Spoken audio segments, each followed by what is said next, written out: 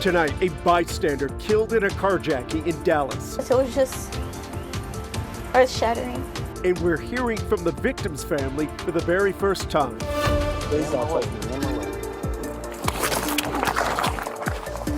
New video shows the moment a Dallas police officer was attacked and fired his gun.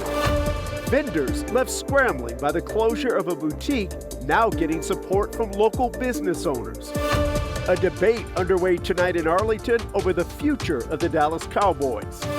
And Cowboys legend Drew Pearson preparing to take the stage during the NFL draft. But we're going to have something hopefully a little unique, you know. But first, we go to Chief Meteorologist Pete Tokus on whether we'll see any more rain.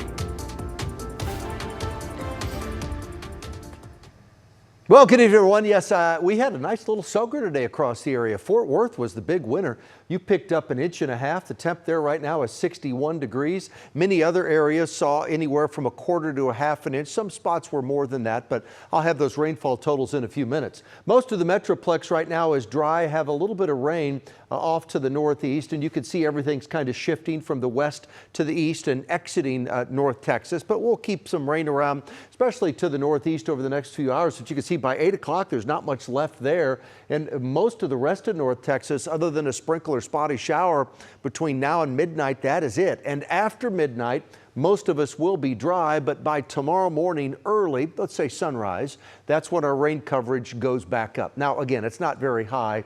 9, midnight, 3 o'clock in the morning, I don't have a lot of rain, but by 7 a.m. tomorrow, about 20% of us will see rain, and we'll have a little rain around in the morning, and then I have a little rain in my weekend forecast too. I'll have that 14-day outlook coming up.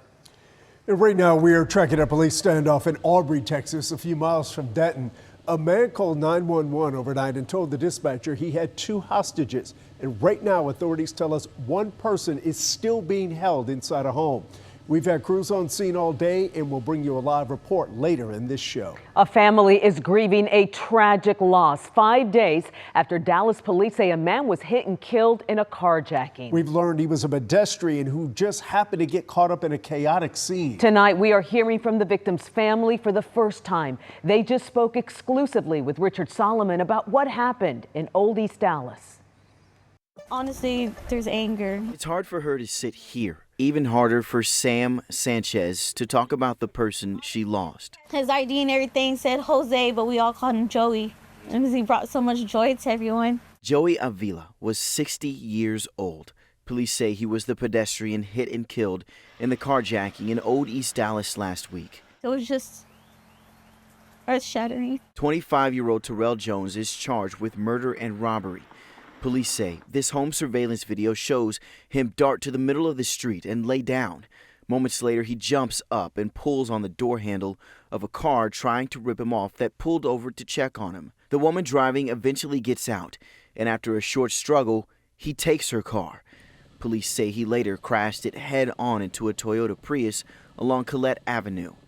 The impact of the crash hit Joey. We went to his apartment and kind of pieced together that he was just on his way to get dog food. But what gives his brother Paul some peace is knowing how many lives his brother touched. He was so full of life and just happy-go-lucky individuals, man. Volunteering with LGBTQ+ groups and even the homeless.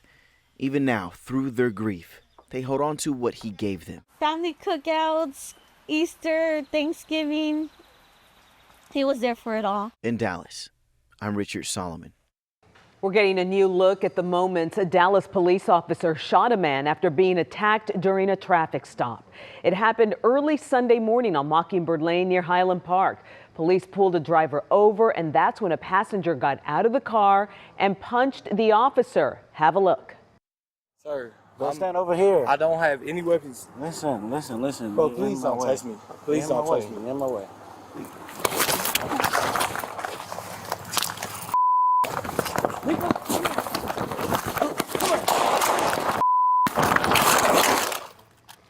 Now, what police say is that after the officer was attacked, the suspect, Jeremy Mays, went after the injured officer, who then shot Mays in the stomach.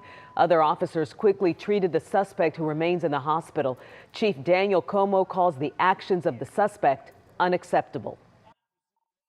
Has 3 broken bones in his face, along with a broken nose. needed stitches over his eyes, internal stitches and external stitches, due to the injuries that occurred.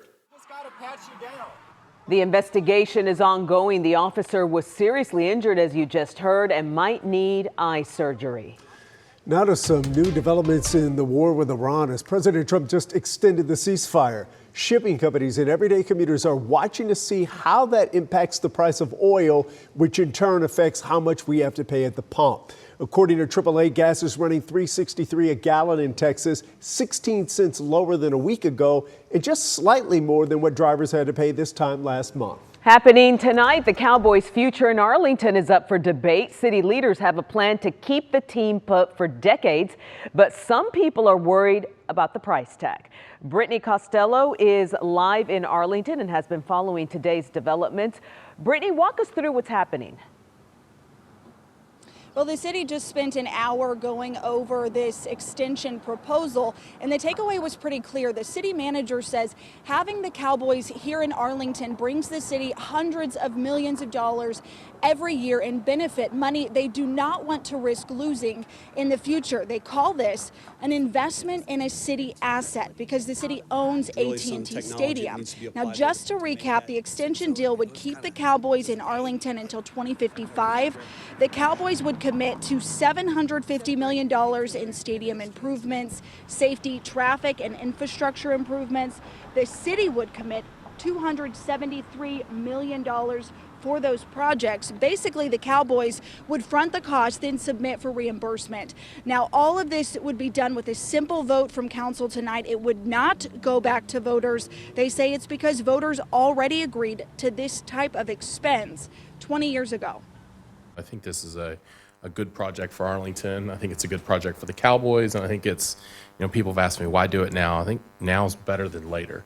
Y'all know I still have concerns over not going to the voters. The team approached us with items where there's mutual interest. Pedestrian and vehicular safety, stadium safety and security, not chandelier type examples. The extension proposal is expected to be voted on tonight at the city council meeting at 6:30. We have a crew here to monitor that outcome. Back to you guys. All right, Brittany, a lot of residents interested in what they decide. Thank you very much. We're working to learn more tonight after authorities seized dozens of dogs from a property in Dallas County. The American Humane Society shared these photos with us. The seizure actually took place on 2 properties just outside the Ferris city limits.